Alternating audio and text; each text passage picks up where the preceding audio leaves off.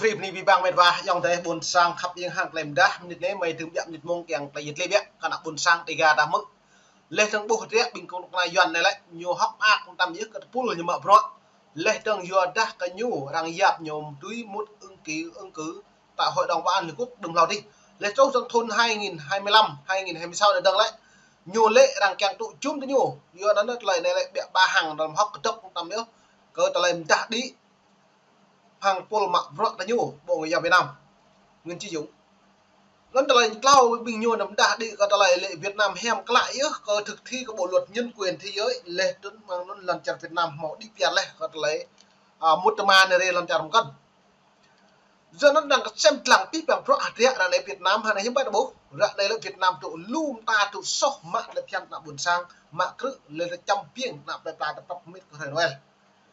giờ nó vậy vua cất lại cái nhố tụ đo lên tên ta thế nào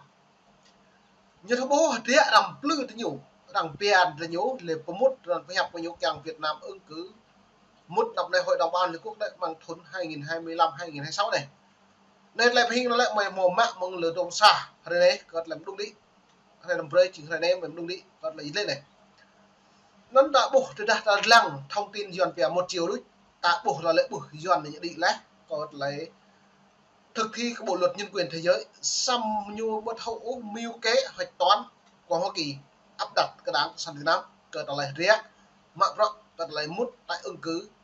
và hội đồng nhân quyền liên quốc này đã bổ lệ luôn ta lấy cuốn tắc bằng rẽ bằng này 2025 này tôi đã nhiều mút nhưng bạn đã bổ rẽ cái chiến lược cái đáng cộng sản Việt Nam này với đã nhiều mút ố chiếm 7 chiến lược cái Việt Nam nó lại buồn sang là đã vất cái dọn nhập phố ta được xem lăng cả rẽ tôi đã nhiều mút lại tôi đã buộc phương hướng lấy chặt rẽ lại nhiều mút cơ là hội đồng bảo an quốc lại bằng 2025 đây nhiều thực thi như lại xin con nước mất đảng với đã những bộ mút ố những bộ đi mút ố bằng này là hiếm paradigm nhiều mất nước mất đảng do nó hàng này mang cái pol mạng vợ buồn cung tự nhú trong bộ đảng cộng sản Việt Nam tầm hàng này là học tức là dịch lên này nó bộ người giao Việt Nam Phạm Thu Hằng là dịch lên mày pre xem lăng nó môn này mày đi phi bằng một vài một sang anh như Sydney cái là màu lũ là đúng răng xong phi bằng pro pre xem lăng thì làm đúng răng phi bằng pro như màu rẽ hàng lại cái cao hàng tung lum từ mạng pro cợt lại cái cao đặc điểm nuôi do nó lại này lại hội đồng bảo an liên quốc nó lại rằng đươm đẹp rẽ lại từng thứ của Việt Nam càng thực thi khẩn cấp bằng thôn 2024 2025 này tôi như này là thật là nhiều đi rằng pre một như tuy một 2025 2026 ứng cứ hội đồng bảo an liên quốc xong lâu như tuy một những bạn là bố nhiều không thực thi các bộ luật nhân quyền về tôn giáo ở Việt Nam toàn vùng như giáo cả anh đi đồng mạng nó lại dừa ta anh đi Tây Nguyên Đông Phật lần mùa này mày mạng mong lại phải hình đài VOA không phải dịch lên bẹt về xem lăng lại dịch lên này miền Bắc hàng lại đài doan rồi về lần mày về xem lăng rút lại video phép này. Chính quyền Việt Nam hôm 19 tháng 12 nhắc lại rằng họ muốn tái ứng cử vào Hội đồng Nhân quyền Liên Hiệp Quốc nhiệm kỳ 2026-2028, đồng thời hứa tiếp tục vai trò tích cực và có trách nhiệm cho nỗ lực chung về nhân quyền. Trong cuộc họp báo thường kỳ của Bộ Ngoại giao Việt Nam tại Hà Nội ngày 19 tháng 12, người phát ngôn Phạm Thu Hằng cho biết rằng hôm 12 tháng 12, Thứ trưởng Ngoại giao Đỗ Hùng Việt đã tuyên bố Việt Nam tái ứng cử vào Hội đồng Nhân quyền Liên Hiệp Quốc nhiệm kỳ 2026-2028.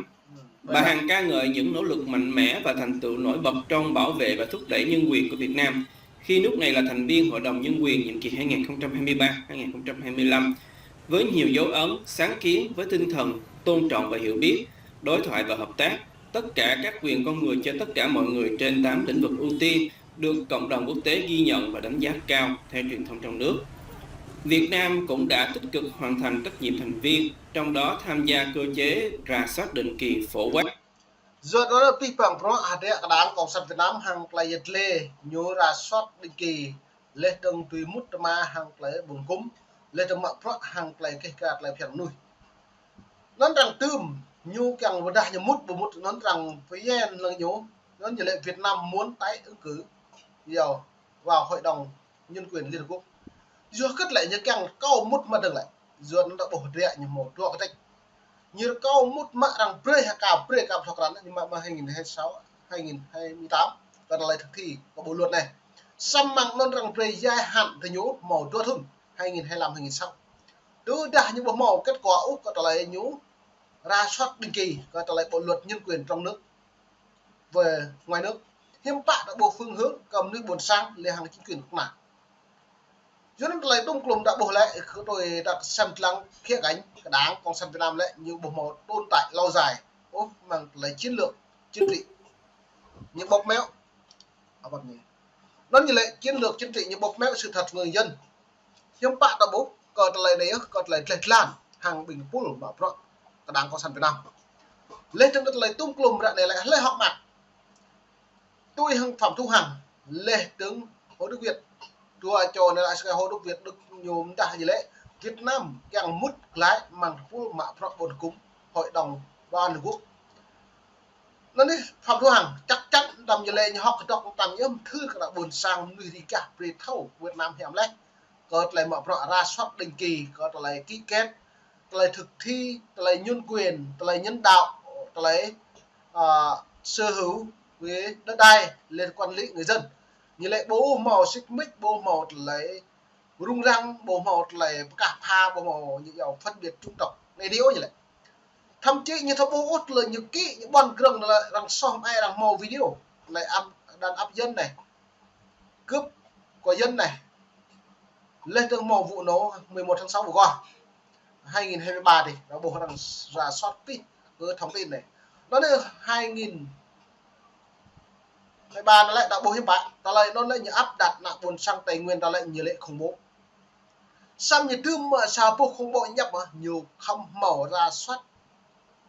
phương hướng chiến lược từ đâu duyên lại mong bạ cái này là mong bạ cổ từ đâu có ta lại vụ nổ nó nằm vùng nào cả anh đi xả em tá có ta lại anh đi đó lắm màu tục ia bầu rú mẹ mông nôn nhất có ta lại vẽ đây có lại vụ nổ rồi lên vụ nổ là như áp đặt người dân bản địa ta lại chỉnh nuôi khủng bố xem như nếu luật quốc tế nhưng mà luật quốc tế mới chấp thuận có ta lại nhập nhắc ta lại khủng bố này lê trong đằng lệ ta lại ruộng đây cái nóng chua vậy nè hàng lại rung răng bây giờ pro này mẹ mông thôn được kêu thôn chúc lo bé pro này màu này bây giờ từ đây như thọ khắp từ đây thọ lăng là buồn sang cất là buồn sang tô nhiều chưa cất ấy là buồn sang bộ tô mà 2026 2027 lên từ vô cất như bộ tô mà 2004 2005 đi vô cất như bộ tô mà thôn chùm mà đi xong rồi hôm nay như tôi lại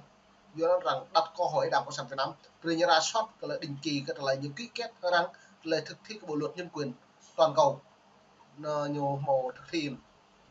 nó mới về xem lăng đứng là bên nước cái là rõ về cái là vấn đề nhân quyền của Việt Nam để thực thi như họ có tóc rõ về nhiều càng mút nào cái lại hàng bộ mạ pro buồn cúm prong hội đồng nhân quyền thế giới này nên về xem lăng được này quát UPA chu kỳ 4 và đón báo cáo viên đặc biệt của Liên Hiệp Quốc về quyền phát triển vào thăm Việt Nam, vẫn theo lời bà Hằng. Ngoài ra, nữ phát ngôn nhân này còn bày tỏ sự tin tưởng rằng với những thành công đã đạt được, các nước sẽ tiếp tục ủng hộ Việt Nam ứng cử vào nhiệm kỳ tới. Bất chấp tuyên bố của các quan chức ngoại giao Việt Nam, nước này vẫn bị xếp hạng kém trong mọi bảng xếp hạng về quyền dân sự và chính trị, tự do báo chí và tự do ngôn luận trên toàn thế giới. Tuy nhiên, Hà Nội bác bỏ các báo cáo cho rằng họ vi phạm nhân quyền. UNESCO sẽ phái nó để tàu bột là rõ về rằng bác bỏ bình nhô chinh sót lại phiền nằm núi lệ tương hàng lại lúng tà cắt lại rằng bùa thì như bằng rõ nần xong cái nhú lưng ạ cắt lại nôn lệ dần bè làm ngớ đứt là dần như lệ cái bộ màu số vậy tôi đã bộ màu số nhưng bạn lại rằng tùy rằng tùm giữa bình bộ cái nhú dân sách đen lệ nhưng nó dân sách CPC mang đến bộ luật mạng ski nó nêu riêng cả rằng chỉ trích cả đảng Cộng sản Việt Nam 143 quốc gia còn là chỉ trích Việt Nam vi phạm bộ luật nhân quyền về toàn cầu thế giới mang nôn nhất Trung Quốc như Việt Nam còn là mạ pro hàng lại so bằng sự lẽ là so một lại phiền nắm người tôi đã buộc ra đấy rồi đang thực thi bộ đặt thực hiện các bộ luật nhân quyền mang này 2024 2025 tổ trung hội đồng tạo bộ nhiều kết quả nhớ bộ một là tồn tại cả đảng Cộng sản Việt Nam với chính trường Liên Quốc đang xem xét ra soát định kỳ này nên mong này mày pni pipang mit va khap pa pipang i pia mai kwa ni men dah samat lai kutak prokmet ka Noel mit va ko khap pa ri le mong này mày thum dong dah di lam ne pri da bon sang sem lang le to ko i ka pa lum ni thau ko lai lo re chai ni free bu ko na yon ne rum rồi mình lập le to nyu bu lo ko nyu po ji nyu po ni bon sang